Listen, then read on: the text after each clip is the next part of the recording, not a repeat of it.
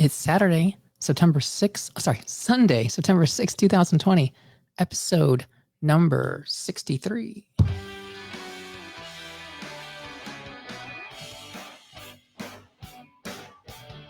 This is the 39.6 Facebook Live Finance Show. Sorry, I thought it was Saturday because tomorrow's a holiday, so it still feels like a Saturday. This is the show that teaches high earners like yourself how to make your money work for you so you don't have to work for your money. We talk general investing, taxes, real estate, syndications, Airbnb, and even the car you drive. If you're out there and you can see me and hear me, please give me a shout out just so I know. Let me know where you're tuning in from, and we'll get this show going. All right, so episode number 63. When shouldn't I take bonus depreciation? All right, so bonus depreciation has been the big buzzword for the past couple of years since the Tax Cut and Jobs Act came out with this. And so it's been a boon for real estate investors, especially in the multifamily space. Not in the new construction, because new construction had bonus depreciation, but not previously owned, already performing assets. Okay, so this also can be applied to single family properties. And the math may actually work out to do it as well. Okay, so bonus depreciation, as I mentioned in a previous episode, allows you to accelerate the losses on those items that are depreciated on shorter schedules, like 5, 7, or 15 years, not the 27-year schedule, but the parts that are on shorter schedules. Those can all be depreciated, not really depreciated, but expensed, all written off in the year you close on that asset. Now, if you own an asset already, you can take bonus depreciation and basically make a change in your depreciation method. And there's a special tax form that allows you to do that. So you could have a rental property that's 3 years old and then decide for your 2019 tax filings, which we still haven't finished yet, but this is why it's coming up. You can still decide that, hey, for 2019, I want to switch to my regular linear 27-year depreciation to doing a cost segregation analysis and taking bonus depreciation.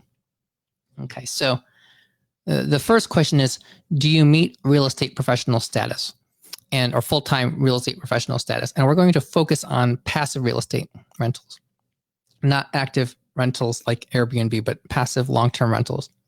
So if you do not have full-time real estate professional status, you cannot utilize those losses against your active income unless your income is low enough. It's like in the low 100,000s, okay? Like maybe 150,000 or so. I don't know the exact number, but if you're above that, you can't take any losses from passive real estate that to go to your 1040 to then offset your ordinary income, which is why getting full-time real estate professional status can be a huge tax savings, but you have to switch hours from potentially other work to real estate. Okay. Now, if you are already in those lower tax brackets, 0 to 10% or 12%, so this is like up to about $100,000 or so of earnings between a married couple. So let's pretend you have under $100,000 of gross income. So one, you already can take some of the depreciation losses off of your income because your income is below the limit, but it's also capped. It's not very much money. Okay. If you are in this range, I strongly discourage people from taking bonus depreciation on their own assets. Now, if this is like a big multifamily syndication, that's different. There's going to be full-time real estate professionals likely on that project. But if it's something that you own yourself, taking bonus depreciation can be potentially a problem, okay? Because you have to remember that depreciation that's taken when the asset is sold, if you are not doing a 1031 exchange into another asset, you have to pay depreciation recapture. Now, depreciation recapture is taxed at a flat tax rate. It's taxed at 25%. So if you are in the 12% tax bracket and you are able to take a little bit more depreciation because you took bonus depreciation and you're saving money at 12%, you are potentially paying later at 25%. So you are choosing to pay a higher tax rate potentially down the road. Now, there is a benefit of the time that can pass. If you're not paying for that capital gain or that depreciation recapture for many years, and that small savings you can invest and make money, sure. But if you're turning 12% to 25%, that's basically you're doubling your tax. So you would have to make incredible gains, and it's not necessarily worth the risk to do that. Furthermore, making yourself kind of forced into a 1031 exchange in order to not have to pay that depreciation recapture can potentially put you in a situation where you're overbuying for something and spending more than you otherwise would have, to the point that the benefit is lost. Okay, so if your income is super low, 0, 10, 12%, there's no reason, in my opinion, to really push losses further, to try to save a little tiny bit of tax at a risk of paying much more tax later. Okay. Quick hello to our friends here in the group. Hello to Buffalo, New York, and Tucson. And all right. So if your income is low and you're a passive real estate investor without full-time real estate professional status, definitely would not do that. Okay. Now, let's pretend you do not have full-time real estate professional status, but you have a much higher income. Okay. You're up at the top tax brackets. Now, again, these losses are not going to help you. So if you did take bonus depreciation, you would just accelerate your losses and you would just be carrying more losses forward. Okay. Now, it does cost money to do a cost segregation analysis. On a single family home, that could easily be like $2,000. I've seen some that are lower. I've seen as low as $500. I don't know how thorough a job they are of doing actually that cost seg, but let's just say $2,000. Okay. You have to have enough savings for that $2,000 to be worth it. So again, if you're at the low income side, you have to look at how much you would even potentially be saving, and that cost seg analysis could completely negate your savings. So it has to be worth it. Now, at a high tax bracket, you're not going to be taking those losses because you are well over the limit, the income limit that would allow you to take losses because you don't have full-time real estate professional status. So you could do that cost seg, pay a couple $1,000s, and it does nothing. It just increases the amount of losses you're carrying. Now, the exception is if down the road you may qualify for full-time real estate professional status, then it could be very beneficial to take that cost seg now while the Tax Cut and Jobs Act tax law is in place, because it's set to sunset in a couple of years. So in 2026 or so, you might attain full-time real estate professional status, and the rules might still be in place that allow people with REP status to take active losses from passive income. And you would wish potentially you had more losses, but you can't just necessarily go back and change your losses in a previous year. Potentially they may allow you to do that, but they might also not let you do that. So while the law allows you to take that bonus depreciation, it may be worthwhile to take it, spend the small amount of money, potentially small amount of money, to get that cost seg analysis done and file for the bonus depreciation with your tax filings and take more losses that will then carry forward for the time when you can use it in the future. Okay. Now, let's pretend you do have full-time real estate professional status, REP status, and you can take losses. So I know that a lot of people talk about oh, take bonus depreciation, get as much losses as you can, pay zero taxes. And yes, paying zero tax is super tax efficient at that time.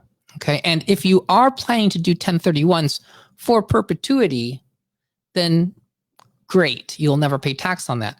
But there is a certain amount of work and stress that goes along with doing 1031s and kind of having that held over you, that in the future, you kind of are strong armed to get into doing 1031s to avoid paying more tax. So if you're using bonus depreciation to bring down your total taxable income, you may want to be strategic as to how much you bring it down. Let's pretend you have one very high earning person makes, let's say, $600,000, and the other person makes rep status. Now, you could choose, let's say you have a number of properties, you have millions of dollars worth of assets. You may not want to take bonus depreciation on all of them and bring your income all the way down to zero. Because remember that there is a 0% tax bracket, and that's about $25,000, the standard deduction. Okay, so you get $25,000 of income tax-free anyway. And if you wipe away all of your income, you've wasted that $25,000 of space at 0%. Then you have another about $75,000 that would get taxed at 10 or 12%. Okay, so that first $100,000 of your money is taxed at less than $10,000. Okay, so, or approximately $10,000 in total. So that low 0 to 12% bracket, you may want to consider paying that tax and saving some depreciation for the next year, where if you can get yourself down to the 12% bracket and wipe away the 37, 35, 24, 22% brackets, all of those brackets every year, that may be more useful. Now, again, the issue is that these rules are sunsetting in a couple of years. So you may want to spread out the bonus depreciation. So you may want to elect a certain property to take bonus depreciation on this year, another property to take next year, and so on. That way you're not potentially wasting bonus depreciation on dollars that would have been taxed at super low amounts and then potentially pay 25% tax later, right? That doesn't make sense.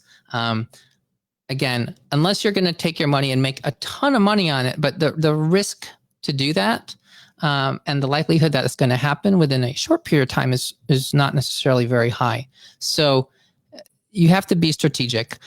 For example, if you just think about it this way, if you could put infinite amounts of dollars toward pre-tax investing, like let's pretend your 401k at work had no limit, would you want to put all of your income there? Let's pretend you didn't need to spend all of it.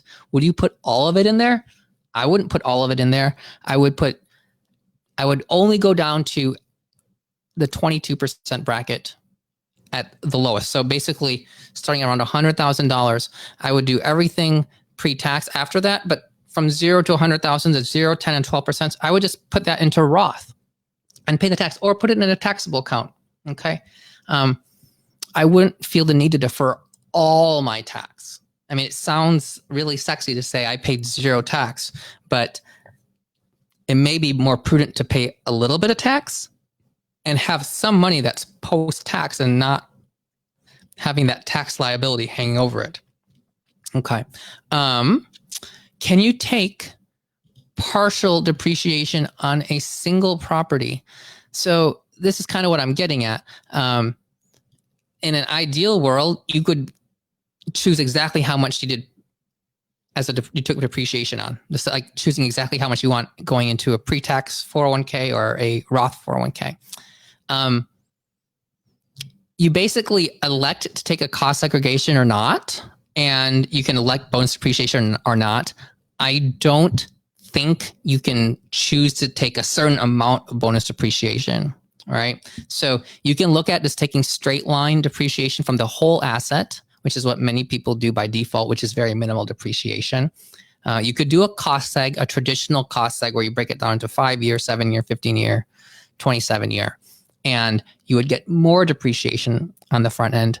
Or you could do both bonus depreciation, which would give you the most on the front end. But I think that's basically your three choices, although this is not something I'm an expert in at all.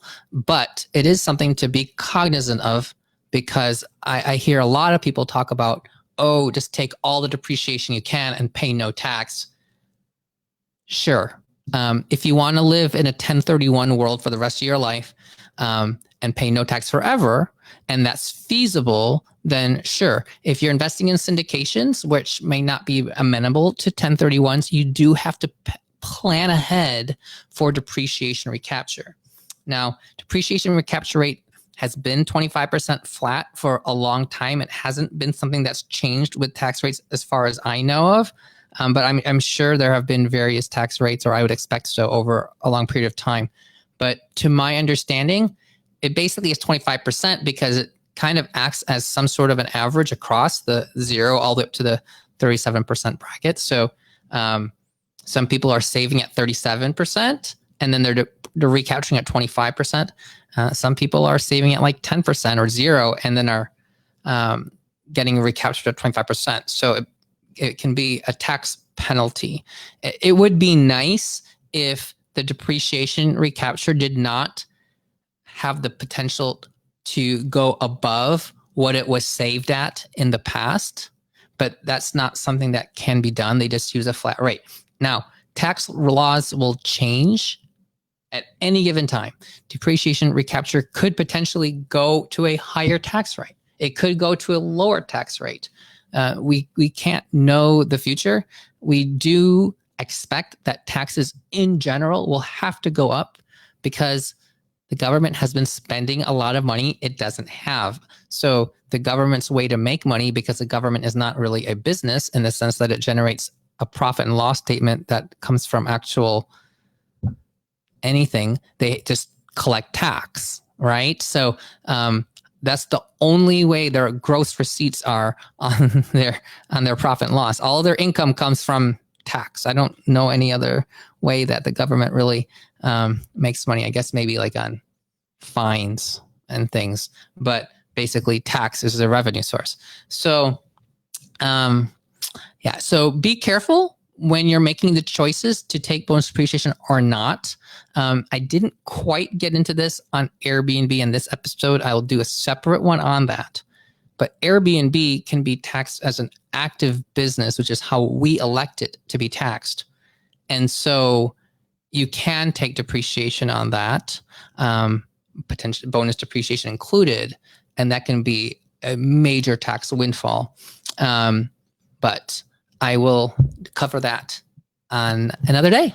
So that is it for today. Oh, what about the net operating carryback? Is it worth doing if the wipeout the first tax-free $25,000? So I will admit, I have read about this. I haven't read about it since I first heard about it, like over a year ago. I would have to refresh myself on it. But you'd have to run the numbers on anything. Whatever your tax bracket is that you're saving at, if you're in that red zone, 30% plus, in general, to me, always take that opportunity to defer tax if you can.